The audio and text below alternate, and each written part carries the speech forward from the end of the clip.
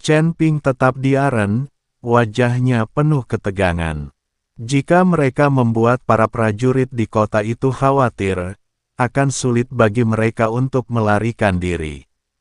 Menantu laki-lakiku tersayang, jika kita melewati tempat ini, aku khawatir kita harus berjalan jauh dan bertemu pos pemeriksaan lainnya. Bai Yi berkata pada Chen Ping, kita sudah ada di sini dan pegunungan berada tepat di depan kita. Jika kita mengambil jalan memutar, kita akan membuang-buang waktu. Kita harus mengambil jalan memutar ini bukan kota sama sekali, tetapi barak besar yang dipenuhi tentara bersenjata lengkap, mungkin puluhan ribu orang. Chen Ping mengikuti Bai Yi dan Feng Xian dan berkata, ambil jalan memutar sekarang.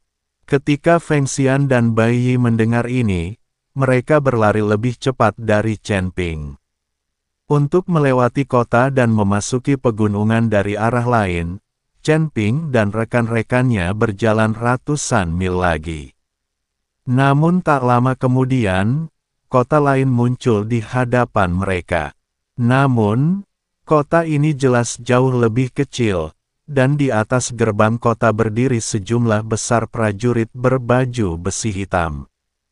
Chen Ping dan anak buahnya baru saja mendekati kota, dengan jarak ratusan mil yang masih harus ditempuh, ketika mereka melihat sejumlah besar prajurit terbang keluar dari kota. Para prajurit ini langsung menuju ke tempat Chen Ping dan anak buahnya berada. Cepat sembunyikan napasmu. Siapa yang membocorkannya? Chen Ping terkejut ketika melihat ini. Mereka jelas-jelas menyembunyikan aura mereka, jadi mustahil bagi mereka untuk ditemukan oleh para prajurit dari jarak sejauh itu. Ini aku, kata Niu Ben dengan sedikit malu. Ternyata orang ini sudah lama menyembunyikan auranya, namun kemampuannya kurang mumpuni, akhirnya auranya bocor. Melihat ini, Chen Ping hanya bisa melambaikan tangannya, dan sebuah penghalang muncul, menghalangi napas beberapa orang, dan kemudian dia dengan cepat meninggalkan posisi semula. Sejumlah besar tentara mengepung tempat Chen Ping dan anak buahnya memulai, tetapi mereka tidak menemukan siapapun. Carilah mereka. Mereka tidak bisa lari jauh. Kapten Zanbing segera memerintahkan anak buahnya untuk mencari kemana-mana. Chen Ping dan anak buahnya memanfaatkan fakta bahwa kota itu kosong dan mencoba untuk menyerbu kota dengan cepat. Tetapi ketika Chen Ping dan anak buahnya diam-diam tiba di kaki kota, tiba-tiba sekelompok tentara lain bergegas keluar dari kota. Kali ini, tidak ada pihak yang menduganya dan mereka bertemu seperti ini. Sikat. Chen Ping bereaksi cepat dan mengayunkan pedang pembunuh naga seketika, dengan ribuan energi pedang menebas ke arah prajurit di depannya. Para prajurit ini bahkan tidak punya waktu untuk bereaksi dan semuanya tewas tragis di tempat. Chen Ping kemudian menggerakkan api di telapak tangannya, lalu ia menyalakan api dan membakar mayat-mayat itu menjadi abu. Begitu banyak mayat yang tergeletak di gerbang kota akan segera ditemukan. Sekarang Chen Ping sudah menghancurkan mayat-mayat itu dan menutupi semua jejaknya. Butuh waktu bagi pihak lain untuk menemukannya. Berjalan, beberapa orang terbang ke langit dan langsung menyerbu kota. Karena tidak ada prajurit yang menjaga tempat itu, tidak ada seorang pun yang memperhatikan keberadaan Chen Ping dan teman-temannya. Setelah melewati kota ini, pegunungan akhirnya terlihat. Pegunungan yang berjajar rapi itu tampak membentang sejauh mata memandang, dan ukurannya berkali-kali lipat lebih besar dari Gunung Tianmo di alam surgawi. Ayo pergi kota-kota di atas pegunungan ini jumlahnya lebih sedikit. Begitu kita melewati pegunungan ini, kita akan mencapai wilayah manusia binatang lainnya. Kita tidak perlu bersembunyi di sana-sini lagi. Chen Ping melihat pegunungan megah di depannya dan menghela napas panjang lalu berkata, membangun kota di pegunungan membutuhkan tenaga kerja dan sumber daya keuangan yang sangat besar, jadi jika menyangkut pegunungan, ukuran kota Feihu jelas jauh lebih kecil. Chen Ping dan rekan-rekannya bergerak cepat di sepanjang pegunungan, dan setelah menempuh perjalanan 1000 mil, mereka tidak melihat satu kota pun. Kakak Chen, bisakah kamu istirahat sebentar? Aku tidak bisa mengimbanginya, Niu Ben berkata sambil terengah-engah. Lagi pula, Niu Ben masih muda, dan tenaga yang terkuras dalam tubuhnya belum bisa segera terisi kembali, maka ia harus istirahat. Baiklah, istirahatlah. Jangan berlarian. Aku akan memeriksa bagian depan. Chen Ping hanya memasang susunan ilusi dan membiarkan Feng Xian dan yang lainnya memasukinya. Jika ada orang lewat, mereka tidak akan dapat menemukannya. Setelah menenangkan beberapa orang, Chen Ping menghilang dalam sekejap. Chen Ping berlari cepat menuju kedalaman pegunungan. Tanpa tarikan Niu Ben, kecepatan Chen Ping jauh lebih cepat, dan hanya jejak bayangan yang bisa terlihat. Saat Chen Ping terus masuk lebih dalam ke pegunungan, dua kota segera muncul di depan matanya. Kedua kota ini mencakup hampir seluruh pegunungan, menghalangi jalan mendaki gunung. Hanya ada satu jalur antara kedua kota itu. Kedua kota ini seperti dua pintu.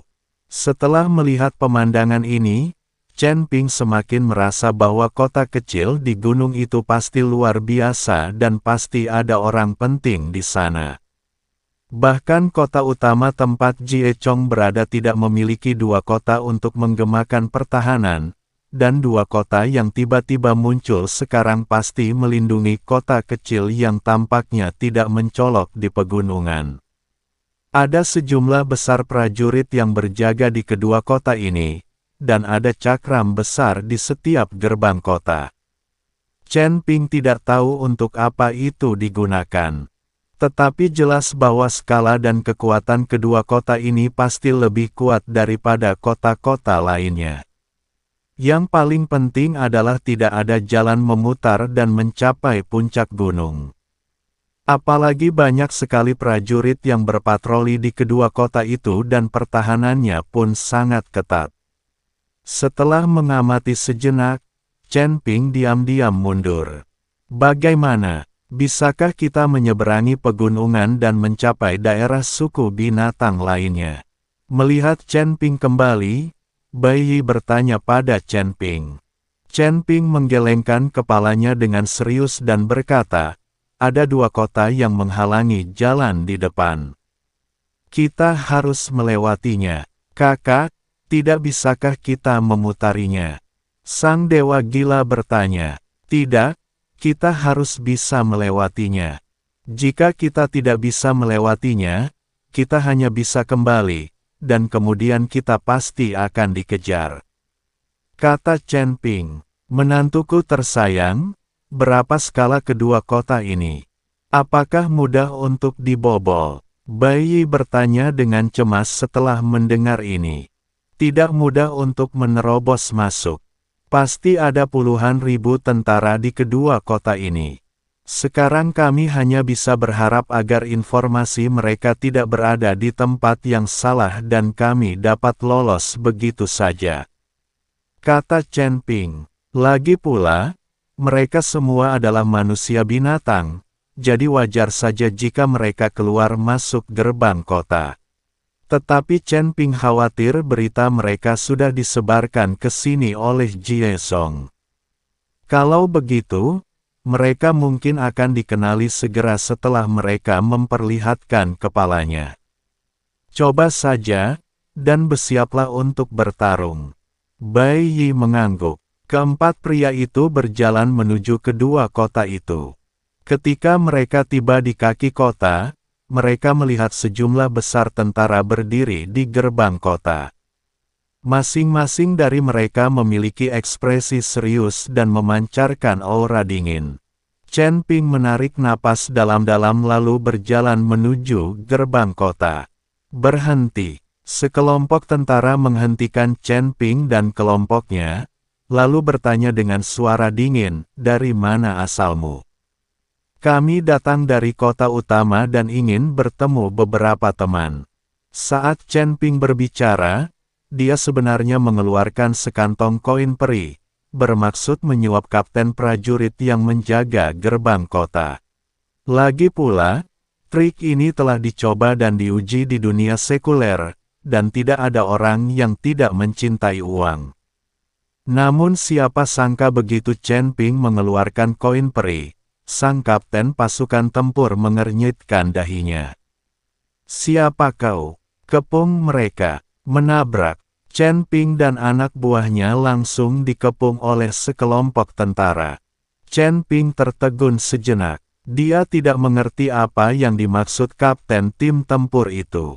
Apakah dia tidak puas dengan kurangnya koin peri?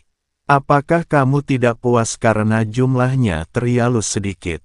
Aku masih punya sedikit. Berikan saja pada saudara-saudara untuk dimainkan. Chen Ping mengeluarkan sekantong koin peri lairinya. Kali ini kapten tim tempur tampak lebih marah. "Kau mempermalukanku. Kau jelas bukan dari kota harimau terbang kami. Siapa kau?" Kapten tim tempur langsung menghunus senjatanya. "Saudaraku, tidak ada aturan seperti itu di suku binatang kita. Mengapa kamu memberiku hadiah? Bukankah ini tamparan di wajah?" Ketika Feng Xian melihat tindakan Chen Ping, dia terdiam.